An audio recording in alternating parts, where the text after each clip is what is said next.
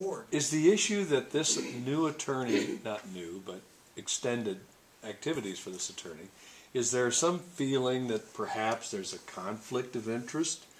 I don't understand it, but I mean, is that why we have a little acrimony working here? We don't. No, we only have one or two people from the non-maintenance side. Mr. Hoffman is the attorney for the management company, and he is the attorney that the board asked to take care of the bylaws and covenants. So I don't see any contradiction of interest there. He is an attorney for us on all levels.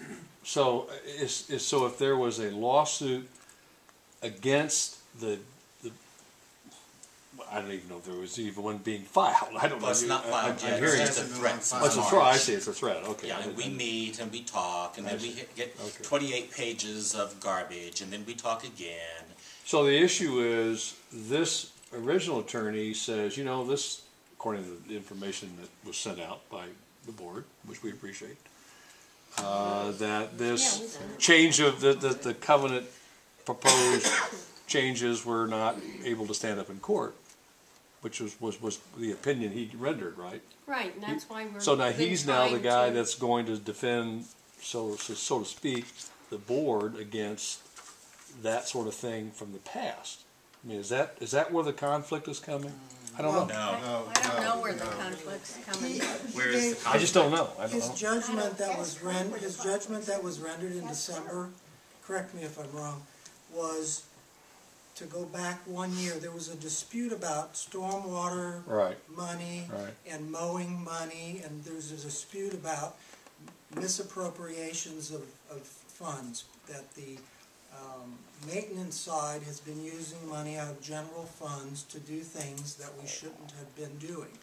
And so a board member decided to dig all this up and go back to 2001 and beyond and come up with a figure amount that they said we owed them. And it was in a demand from their attorney for $87,000. Excuse me, how much was that? $87,000. And this is because of what the attorney said was a change in the covenants that can't be somehow or other found in concordance with the way the bylaws and the law, the voting situation. I think what you guys sent out was there was some issue about we didn't have notarizing, we didn't have copy of the votes, and so there was a contestation there. And so there is a question. All right. As to the legality of them, but then his judgment, or I shouldn't say judgment like an attorney, or like his opinion. His opinion was that the board has changed in many over the years, and that you can't continue to hold past board members that aren't on the board anymore, that don't even live here. You can't go back 10 years and change things because you have a different board now that doesn't agree with something. And so his opinion was we should go back 1 year, and we agreed to do that. We agreed to go back and credit stormwater money and so forth and so on for 1 year and move on. That's what we wanted to do. We wanted to put it behind us and move on. So is there a fear that there's culpability by past board members?